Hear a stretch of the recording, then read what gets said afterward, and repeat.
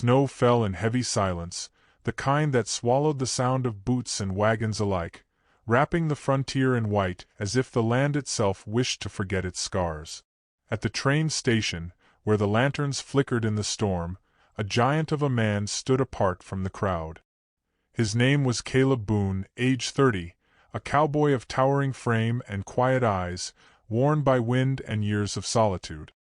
His coat, broad and dark against the snow, made him look like a shadow carved from the mountain itself.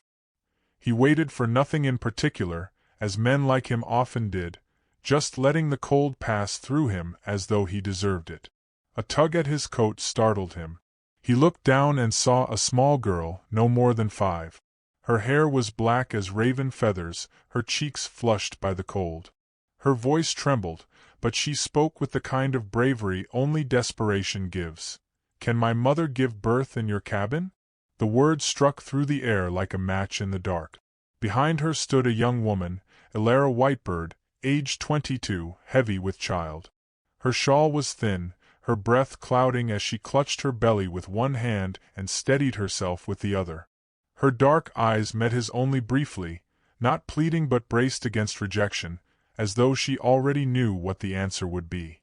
Around them, the station stirred. Men muttered beneath their hats, women turned away. The sheriff himself, Jedediah Crane, age 45, watched with a face like weathered stone. His voice carried above the hush. "Not here. Not her. She don't belong in this town." His words were heavy with contempt, echoed by nods and whispers. Caleb said nothing at first. The cold bit at his hands, and yet, without a word, he unfastened his coat and wrapped it around Elara's shoulders. The gesture silenced the crowd more effectively than any argument. He lifted Elara, cradling her as though she weighed no more than the snow, and with his other arm guided the girl. The sheriff's eyes narrowed, but Caleb did not look back. He carried them to his wagon, the voices of the station fading behind him, swallowed by the storm. The road home was a river of white, wagon wheels crunching slow and steady. Caleb held the reins with practiced hands while his passengers huddled beneath the blanket. Elara's breaths were shallow, her jaw tight with pain she refused to voice. The little girl, Ahiana, she said her name was, rested her head against her mother's chest, watching Caleb with eyes that seemed too old for their years. When she asked softly, "Did you have a mother too?" Caleb felt something twist inside him. He remembered Martha Boone, gone now, but once the kindest soul he knew, feeding a drifter at their table though the neighbors spat at her for it. He gave the only answer he could manage. "I did. She was good." His voice cracked with the memory. The cabin emerged from the storm like a lantern on a dark trail, its windows glowing faintly. Caleb guided the horses to a stop and carried Elara inside. The air filled with the crackle of fire and the smell of wood smoke. He set furs down for her, boiled water, laid out food. She whispered, "I am not a burden," pride flickering in her tired eyes. Caleb knelt and answered in a voice steady and low, "You're not." It was not gallantry but truth, spoken with the weight of his silence behind it. Ahiana explored with cautious wonder, touching his guitar, his boots, the rifle propped in the corner. The cabin, once a hollow place of solitude, seemed to breathe differently with her laughter inside it. Outside, the storm howled against the walls, making the world small and binding the three of them together in that fragile glow. But even warmth cannot chase away all fear. When Elara winced, clutching her belly, Caleb realized the child was nearer to arriving than any of them had thought. Morning brought a pounding at the door. Caleb opened it to Sheriff Crane and 2 men behind him, their faces hard as the frost. "She don't belong here, Caleb," the sheriff said. "You'll ruin yourself for her kind. Send her away." Caleb stood in the doorway, filling it with his silence. The storm still clung to his coat, his eyes as calm as a stone in the river. He gave no speech, no plea. He simply closed the door. The lock slid into place with the sound of finality. Inside, Elara whispered, "They will hate you for this." Caleb's reply was soft, almost a vow to himself, "Let them." Days passed, the snow unyielding. Caleb chopped wood, cooked what little he had, mended torn blankets. Ilara, though weary, carried herself with dignity, always leaving him a share even when hunger gnawed at her. Ahiana grew bold, asking Caleb questions, watching as he carved small wooden shapes to amuse her. He taught her how to hold the knife safely, her tiny fingers learning under his massive hand. It was a strange tenderness he had not known he carried. One night, Ilara hummed a lullaby by the fire, her voice fragile yet steady.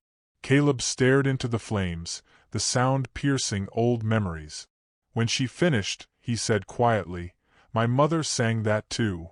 Their eyes met in the glow, and for a long moment, words were unnecessary. When Ilara's time came, it came like thunder. Pain racked her body as the storm outside screamed against the roof. Caleb, a man who had faced bullets without flinching, now trembled as he knelt at her side. Ahiana clutched his arm, whispering through tears, "Don't let her die." Sweat and cries filled the small cabin, the hours stretched like eternity. Then, as dawn crept pale through the frost-coated window, a newborn's wail shattered the silence. Ilara's tears fell as Caleb placed the child in her arms, wrapped in his own shirt. She looked up at him, her gaze filled with gratitude deeper than words could hold. Caleb felt the weight of something new settle upon him, not protector, but family. When the snow finally eased, Caleb harnessed the horses and rode into town with Ilara, Ahiana, and the newborn. Whispers rose like smoke. Faces turned, some with scorn, others with unease. Sheriff Crane stepped forward, his jaw set. "You can't bring them here. This town won't have it." Caleb met his eyes, calm and unmovable. "They are mine now. By choice, by blood, by vow." His voice was quiet but carried through the square. The sheriff sneered, but the murmurs faltered, shame flickering in the eyes of those who had whispered.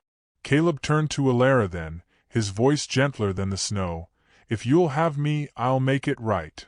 Her answer came not in words but in tears that fell softly as she nodded.